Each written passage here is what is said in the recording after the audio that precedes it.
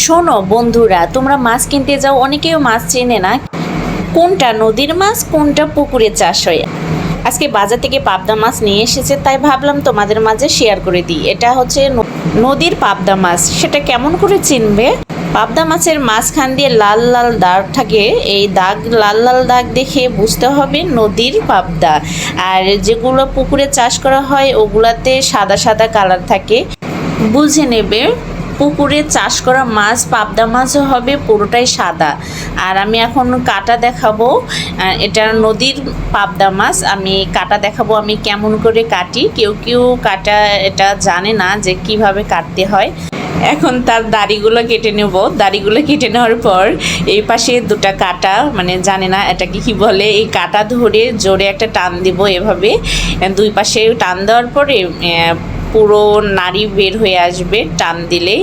আর এই নাড়িটুকু এভাবে কাটবো, তাহলে পুরো মাছটা অনেক সুন্দরভাবে কাটা হবে। এভাবে একে একে সব মাছ কেটে নেব।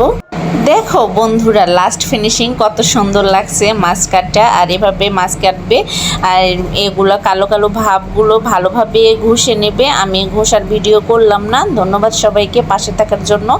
শোনো বন্ধুরা, লাস্টে একটা কথা বলতে চাই। অনেক কষ্ট করে ভয়েস দিয়ে ভিডিও বানাই, কিন্তু সাপোর্ট পাই না। তোমাদের সাপোর্ট না পাইলে আমি কিভাবে এগোবো বলো?